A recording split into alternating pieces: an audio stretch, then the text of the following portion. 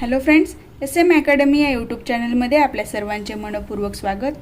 आजच्या व्हिडिओमध्ये आपण बघणार आहोत how to read a short story.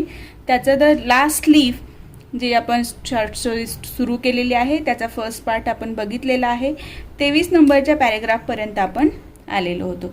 ठीक आहे, त्याच्यामध्ये आपण बघितलेलं होतं की तिथे सुई तिला समजून सांगते की तू असं वागू नको, तू स्वतःला त्याच्यापासून डिटॅच कर आणि पुढे बरी होण्याचा प्रयत्न कर।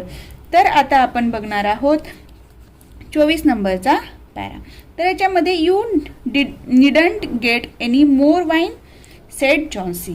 तुला ती म्हणते की you needn't get any more wine, म्हणजे तुला अजून जास्त वाईन मिळाली नाही का असं जॉन्सी विचारते।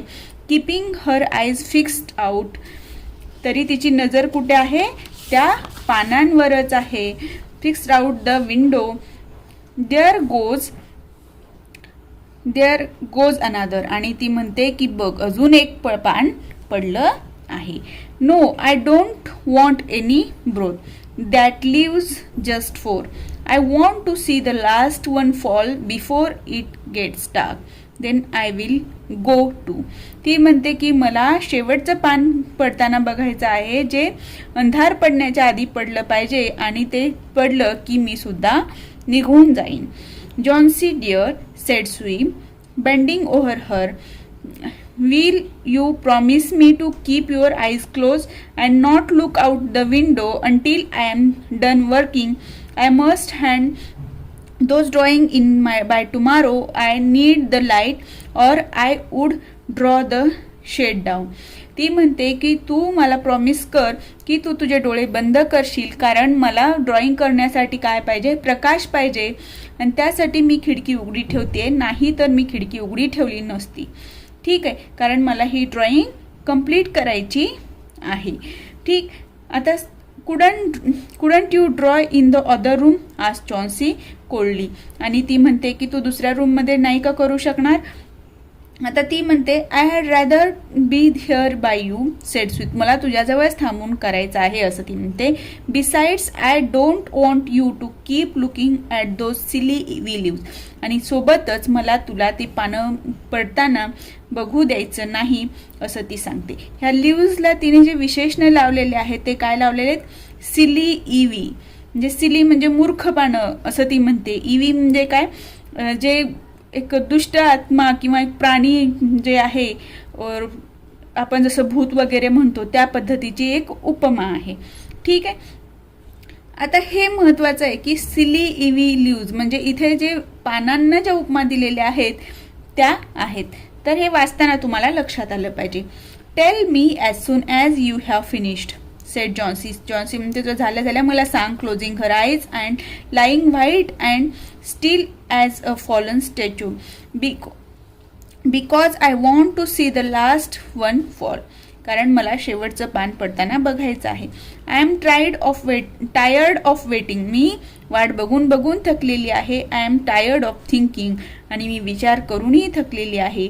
I want to turn loose my hold on everything, आणि मला माझ्या सर्व गोष्टी सोडून द्यायच्या आहेत, आणि मला काय करायचंय, and go selling down down just like one of those poor tired leave, आणि ही जी पानं आहेत जशी एक एक करून खाली गळत जातात हळूहळू, तसंच मला सुद्धा काय करायचंय, हळूहळू माझा प्राण त्यागायचा आहे, आणि त्या पानांसारखं मला उडून जायचं आहे असं ती म्हणते। आता बघा पुढे काय म्हणते, ट्राय टू स्लीप सेड सुई म्हणते झोपण्याचा प्रयत्न कर।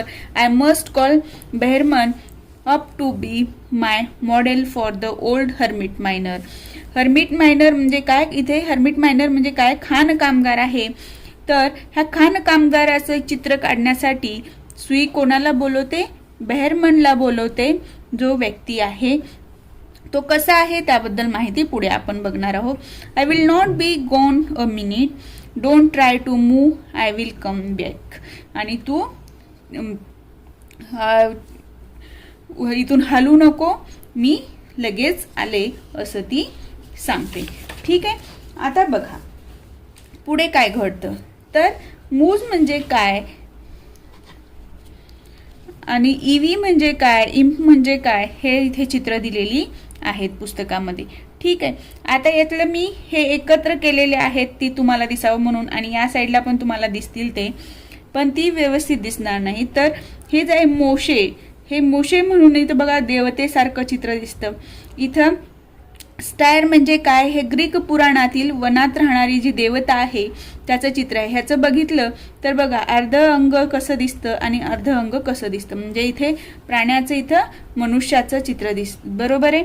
आणि आता बघा इम्प जो आहे, इम्प कोण आहे, एक शैतान आहे, भूत आहे, ज्याला काय इम्प म्हणजे काय, शैतानाचे अपत्य म्हणजे लिटल इव्हिल असं मानलं जातं.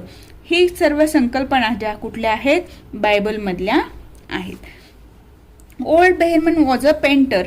आता जर तुम्हाला याच्यावर प्रश्न आला, sketch about a Behrman by O Henry's Last Leaf, तर इथे ओल्ड बेहरमन बद्दल माहिती दिलेली आहे. Old Behrman was a painter who lived on the ground floor beneath them, म्हणजे यांच्या खाली जे ह्या वरच्या फ्लोअरला राहतात आणि ग्राउंड फ्लोअरला कोण राहतं, बेहरमन राहतो. He was past 60 and had a Michelangelo's Moses beard curling down from the head of a stair along the body of an imp. म्हणजे इथे बेहरमन या व्यक्तीचं असं वर्णन केलेलं आहे. तो किती वर्षाचा आहे, जवळपास 60 वर्ष पास केलेले आहेत त्यांनी, आणि त्याला मिचेल अँजेलोज मोशेज, म्हणजे ह्याला जसं ह्या मोशेजला दाढी आहे त्या पद्धतीची दाढी कुणाला आहे, बेहरमनला आहे. आणि काय म्हणलेलं आहे, आणि head of a staring along, म्हणजे हेड हे स्टेअर जे आहे ह्याचं डोक्यासारखं त्याचं डोकं आहे, आणि बॉडी कशी आहे, या इम्प सारखी आहे, असं वर्णन ह्या बेहरमनचं केलेलं आहे. Behrman was a failure in art. Behrman कशात फेल झालेला आहे, अपयशी ठरलेला आहे, आर्टमध्ये अपयशी ठरलेला आहे.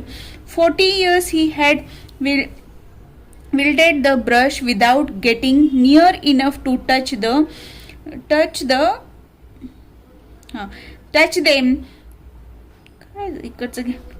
काहीतरी गेलेलं आहे. ओके, ऑफ हिज मिस्ट्रेस रोब, म्हणजे इथे सांगितलेलं आहे की जवळपास 40 वर्ष त्यांनी आर्ट काढलेले, ड्रॉइंग काढलेली आहे, पण त्याला यश मिळालेलं नाही. He had been always about to paint a masterpiece but had never yet begun it.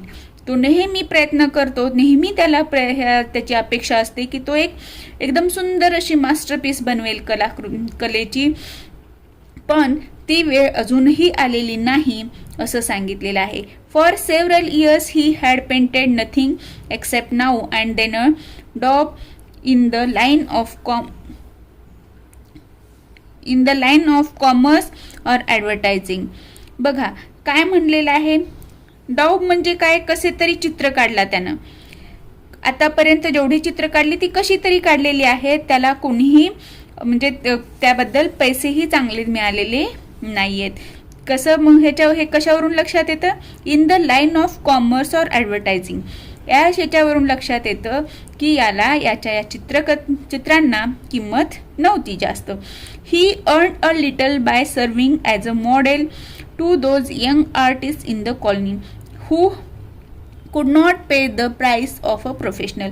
आणि त्याचं जे काही अर्निंग व्हायचं तो काय करायचा, by serving as a model to those young artist, म्हणजे काय, जे नवीन यंग आर्टिस्ट यायचे त्यांना शिकवण्याचं काम कोण करायचा, हा बेहरमन करायचा.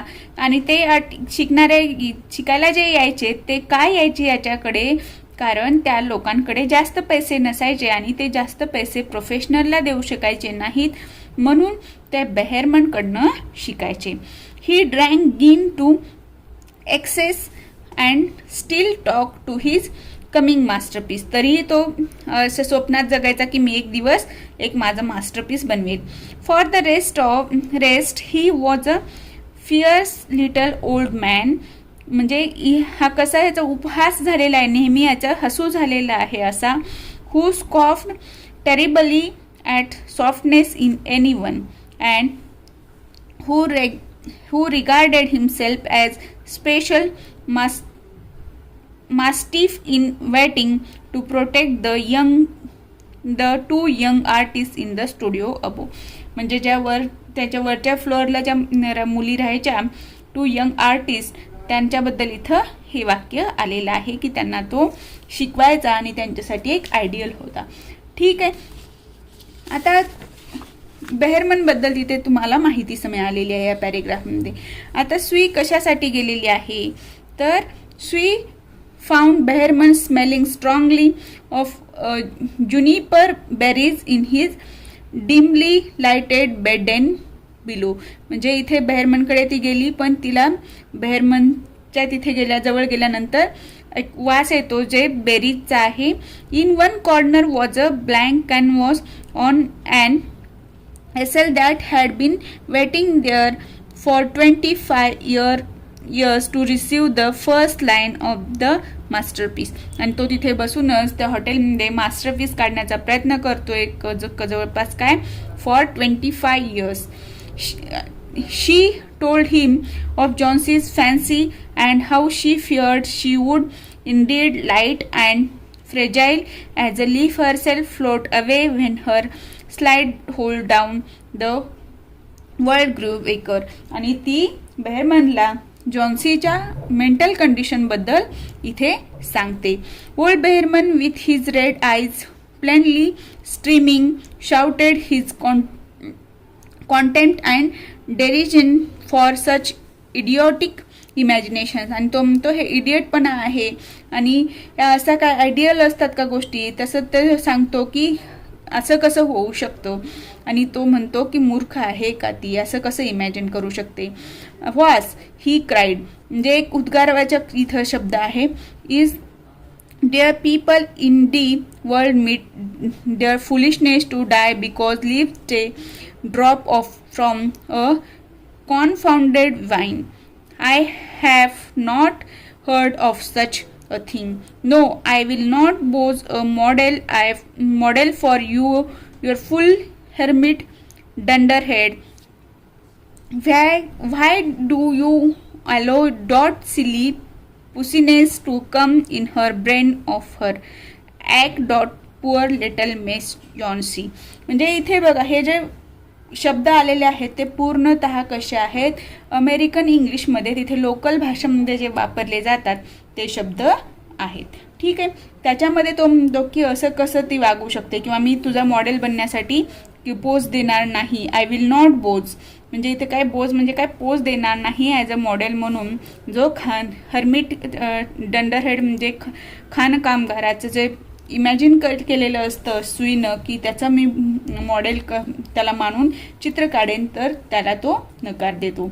शी is very ill and weak said Sue. Sue सांगते की ती खूप आजारी आहे and the fever has left her mind morbid and full of strange fancies. Very well, Mr. Behrman, if you do not care to pose for me, you needn't. But I think you are a horrid old flabberate gibbet.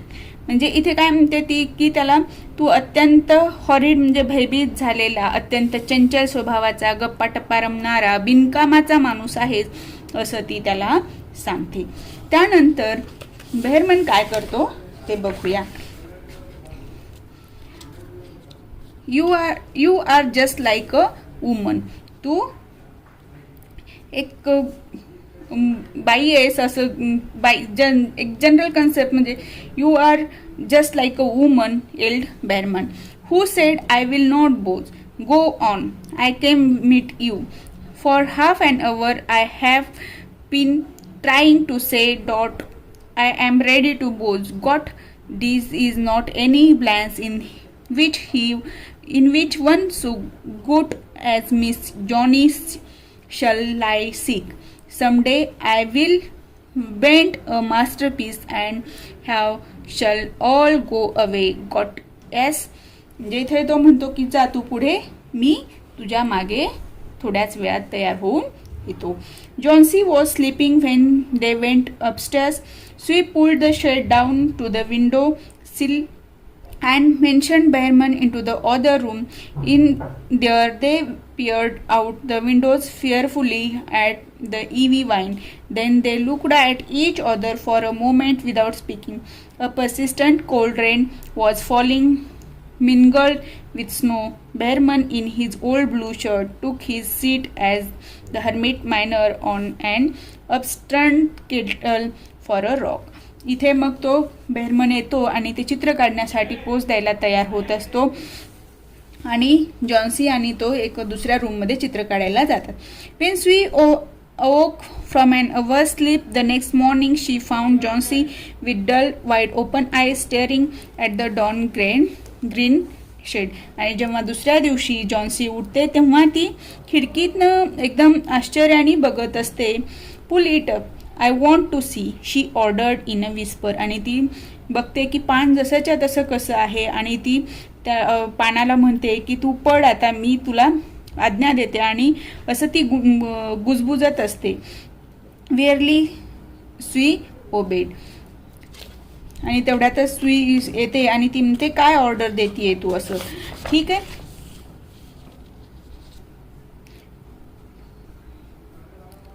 But lo, after the beating rain and fierce gust of wind that had endured through the livelong night, there it stood out against the brick wall uneasily. It was the last on the vine, still dark green near its seam, but with its serrated edges tinted with the yellow of dissolution and decay, it hung bravely from a branch some 20 feet above the ground. आता हे झाड बघा किती जवळपास ground पासून किती 20 feet above म्हणलेलं आहे. तर ते एक शेवटचे जे पान आहे ते पान कसं आहे तर शेवटच्या कडा कशा आहेत, पिवळ्या झालेल्या आहेत आणि ते त्या वाऱ्याशी लढत आहे आणि ते स्वतः एक स्टेबल राहिलेलं आहे आणि जगण्यासाठी झुंजत आहे याचं वर्णन केलेलं आहे. It is the last one, said Johnsy. I thought it would surely fall during the night.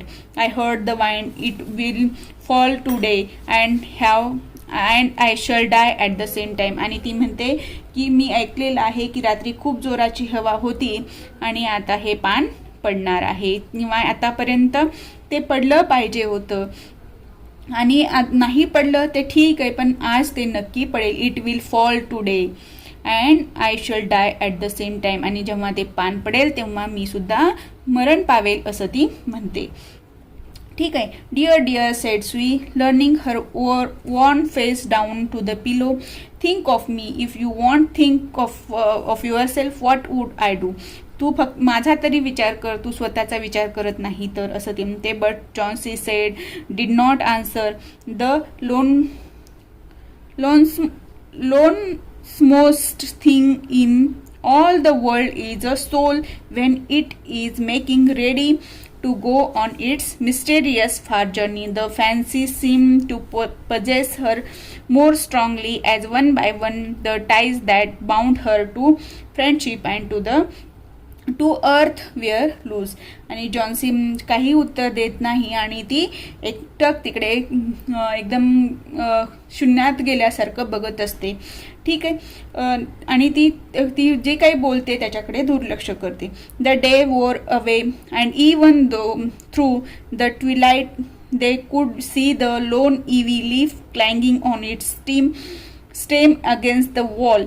आता इथे तरी सुद्धा काय आहे ते पान त्या बुंध्यावर म्हणजे त्या झाडावर लटकत असताना दिसतं. And then with the coming of the night of the north wind was again loosed while the rain still beat against the window and pattered down from the low dust eaves. अजून सुद्धा तिथे वारं चालू आहे, पाऊस पडतोय तरी सुद्धा ते पान पडलेलं नाही. ठीक आहे. तर ते पान का पडलेलं नाही, काय झालेलं आहे ते आपण बघूया. When it was light enough, Chauncey the merciless commanded that the shade be raised. The ivy leaf was still there. Johnsy lay for a long time looking at it, and then she called to Sue, who was stirring her chicken broth over the gas stove. आणि तिने सुई काय करत होती, स्वयंपाक करत होती आणि अजूनही पान पडलेलं नाही आहे आणि जॉन्सी तिला बोलवते. I have been a bad girl Sudie said Johnsy. आणि जॉन्सी म्हणते की मी वाईट मुलगी आहे सुडी. आणि ह्या सुडीला सुई असं हे शॉर्ट फॉर्ममध्ये वापरलेलं आहे. कसं आपण निकनेम म्हणतो तसं. Something had made that the last leaf stay there to show me how weak I was. It is a sin to want to die. You may bring me a little broth now and some milk with a little pot in it. And no, bring me a hand mirror first and then pack some pillows about me and I will sit up and watch you cook. आणि ती म्हणते की मी मूर्ख मुलगी आहे बघ, अजून सुद्धा पान तिथेच स्टिक आहे आणि मी मूर्खासारखं काहीही विचार करत होते, तर मी आता तुझ्यासोबत किचनमध्ये येते आणि मला तिथे बसण्यासाठी थोडंसं जागा कर असं ती म्हणते. आणि तू स्वयंपाक करताना मी बघते. And hour later she said. आणि एखादा घंटा गेल्यानंतर ती म्हणते Sudie some day I hope to paint the Bay of Naples. जे तिचं स्वप्न होतं बे ऑफ नेपल्सचं चित्र काढायचं, ती सुडीला म्हणते की मी सुडी एक दिवस मी बे ऑफ नेपल्सचं चित्र काढेल. The doctor came in the afternoon and Sue had an excuse to go into the hallway as he left. आणि ती डॉक्टर आल्यानंतर दुपारी डॉक्टर येतात आणि सुई काय करते, डॉक्टरांना घेऊन त्या रूममध्ये जाते. Even chances sed the doctor talking Sui's thin, shaking hand in his. With good nursing you will win. Doctor म्हणतात की तुझ्या छान काळजी घेण्यामुळं काय झालेली आहे, जॉन्सी बरी झालेली आहे. And now I must see another case I have downstairs. Behrman his name is some kind of an artist. I believe pneumonia too. He is an old weak man and the attack is acute. There is no hope for him, but he goes to the hospital today to be made more comfortable.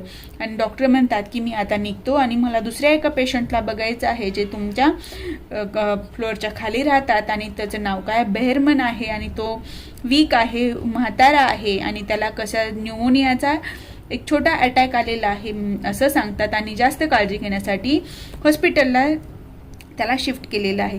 The next day the doctor said to Sue she is out of danger. You have won nutrition and care now that's all. आणि doctor म्हणतात की ते आता out of danger आहे, तू तिच्या खाण्यापिण्याचं आणि काळजी घे आणि ती व्यवस्थित बरी होईल. And that afternoon Sue came to the bed where Johnsy's lay. जिथे जॉन्सी झोपत होती तिथे सुई येते आणि ती बघते की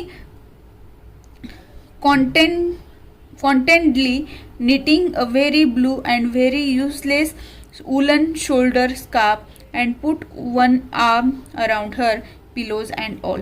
आणि ती तिथे ती कुठल्या प्रकारचे म्हणजे स्कार्फ वगैरे घालते त्याचं वर्णन केलेलं आहे. I have something to tell you white mouse she said. Mr. Behrman died of pneumonia today in the hospital. He was ill only 2 days. The janitor found him on the morning of the first day in his room downstairs, helpless with pain. His shoes and clothing were wet through and icy cold. They couldn't imagine where he had been on such a dreadful night. And then they found a lantern still lighted and a ladder that had been dragged from its place and some scattered brushes and plates with green and yellow colors mixed on it. And look out the window, dear, at the last leaf on the wall. Didn't you wonder why it never fluttered or moved when the wind blew? And darling, it's Behrman's masterpiece. He painted there the night that he last leaf fell. बघा इथे या पॅरेग्राफमध्ये सांगितलेलं आहे की ते last leaf जे आहे ते कोणी काढलेलं आहे, तर बेहरमननी काढलेलं आहे आणि ते त्याचं कसं आहे, बेहरमन्स मास्टरपीस आहे. आणि जेव्हा त्याला लक्षात आलं की ती इमोशनली अटॅच झालेली आहे त्या झाडासोबत, तर तिचा जीव वाचवण्यासाठी तेवढ्या पाऊस पाण्यामध्ये, तेवढ्या थंडगार वातावरणामध्ये बेहरमन काय करतो, तिथे त्या भिंतीवर चित्र काढतो पानाचं, ज्याच्यामुळे जॉन्सीचा जीव वाचतो, पण बेहरमनचा इथे काय होतो, मृत्यू होतो.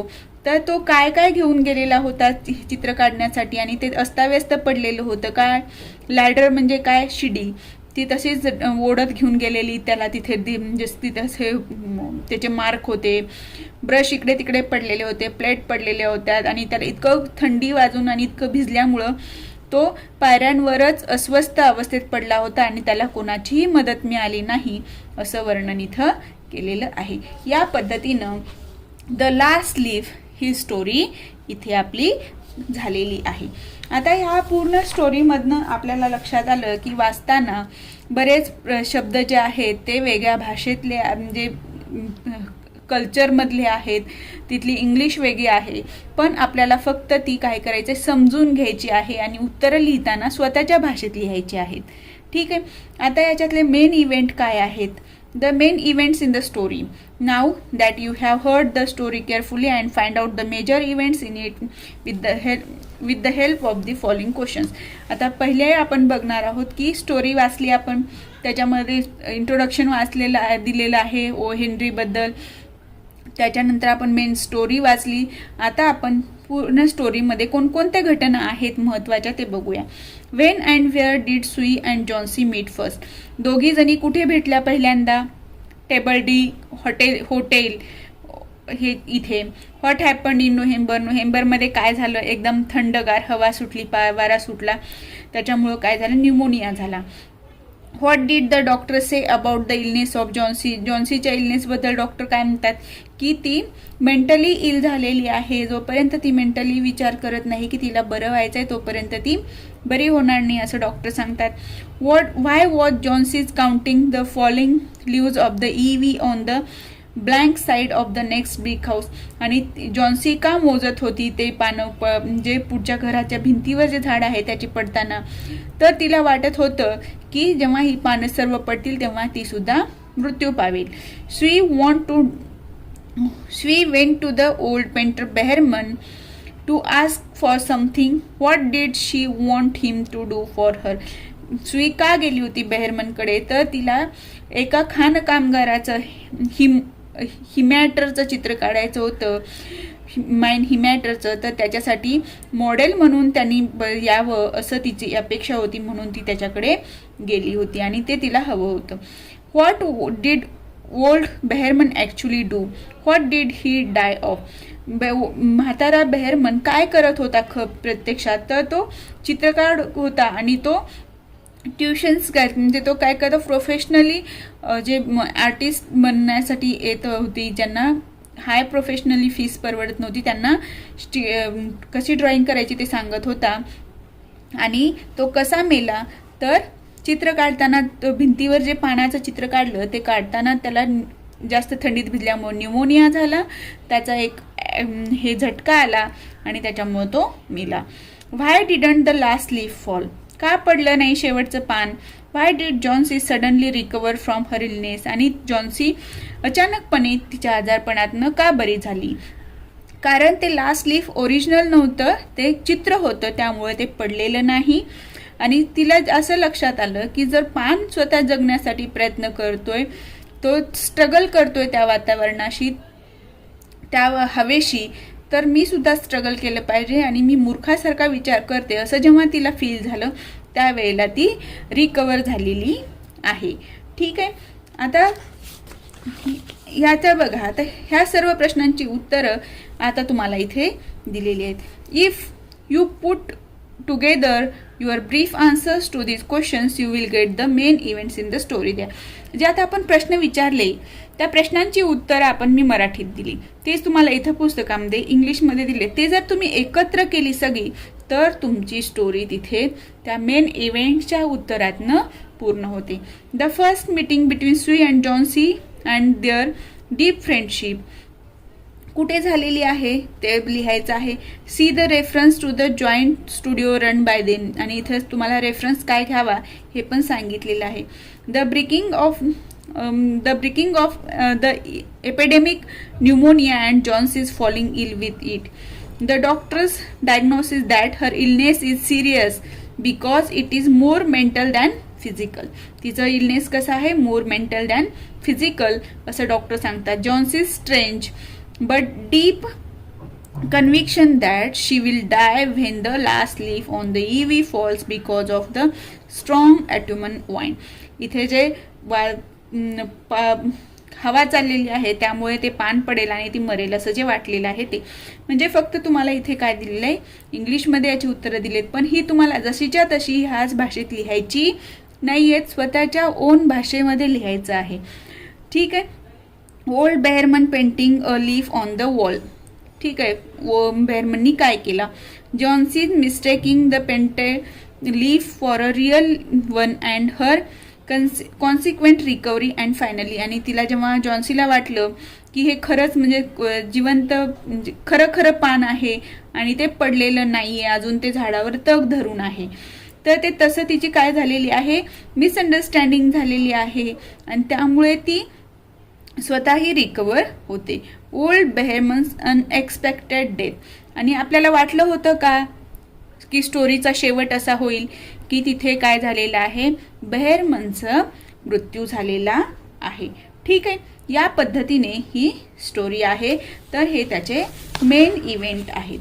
आता तुम्हाला या स्टोरीवर काय प्रश्न येतात, तर तुम्हाला सुईबद्दल येतात, तिची कॅरेक्टर स्केच करा येतं, जॉन्सीचं कॅरेक्टर स्केच करा येतं, डॉक्टरचं कॅरेक्टर स्केच करा आणि बेहरमनचं कॅरेक्टर स्केच करा.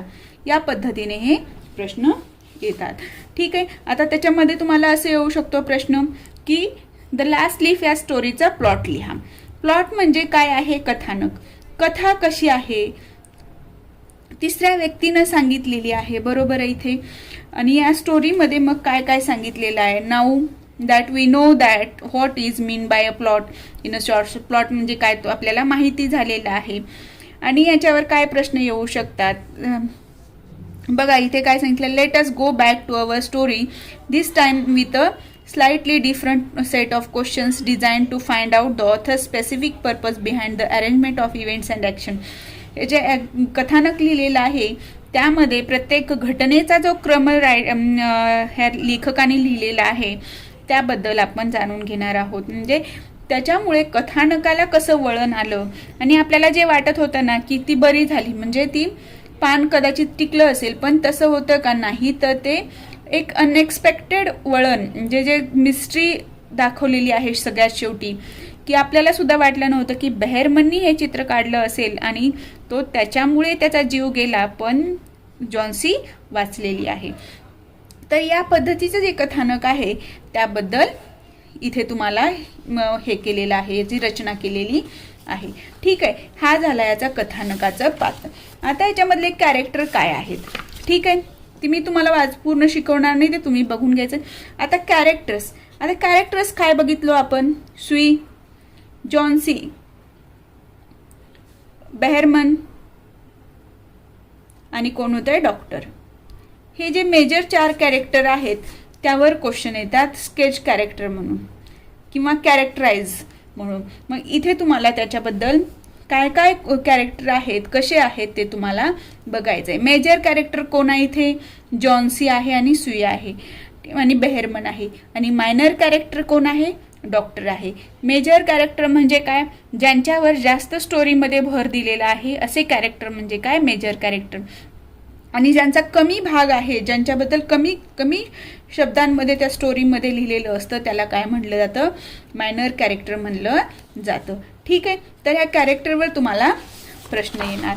आता डायलॉग जे आहेत त्या डायलॉगवर एक प्रश्न येतील तुम्हाला की डायलॉग कुठल्या पद्धतीने लिहिलेले आहेत. तर हे तुम्ही तुमच्या पुस्तकातनं वाचून घ्यायचं आहे.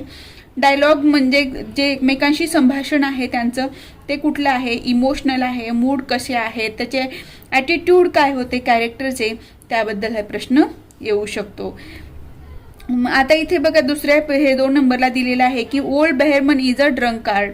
म्हणजे इथे हा कसा होता, नशेडी होता ओल्ड बेहरमन, याबद्दल माहिती दिलेली आहे. हे तुम्हाला स्वतः तो कसा बोलतो, त्याचे शब्द कसे आहेत ते तुम्हाला हे करायचं आहे.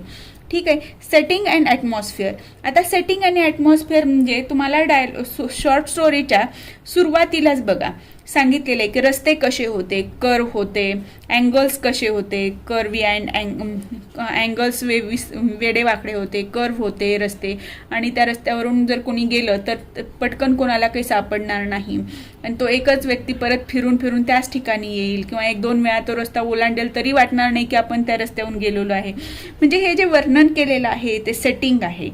ॲटमॉस्फिअर काय आहे की इथे सांगितलेलं आहे की मेचं इन मे, परत नोव्हेंबरमध्ये वातावरण असं झालेलं आहे की एकदम थंडगार हवा सुटलेली आहे, पाऊस येतोय, आणि हे वातावरण असं आहे की त्याच्यामुळं न्यूमोनिया पसरलेला आहे आणि न्यूमोनियाची साथ पसरलेली आहे हे सांगितलेलं आहे. आणि हे इथे तुम्हाला हे सेटिंग आणि ॲटमॉस्फिअरमध्ये महत्त्वाचं आहे. ठीक आहे. आता mode of narration. Mode of narration म्हणजे काय आहे तर स्टोरी कशी सांगितली गेलेली आहे. आता इथे सांगितलेलं आहे स्टोरीमध्ये what happens to Johnsy and Behrman's is told by author himself. इथे स्वतः ऑथरनी सांगितलेलं आहे की जॉन्सीला आणि बेहरमनला काय झालेलं आहे. तर हे स्टोरी सांगण्याचं मोड काय आहे तर थर्ड पर्सन नॅरेशन आहे किंवा ॲथॉरियल नॅरेशन आहे. म्हणजे स्वतः ऑथर ते गोष्ट सांगतोय. जर त्याच्यातले स्वतः कॅरेक्टर जर सांगत असतील नॅरेशन्स तर तिथं वेगळी गोष्ट झाली असती.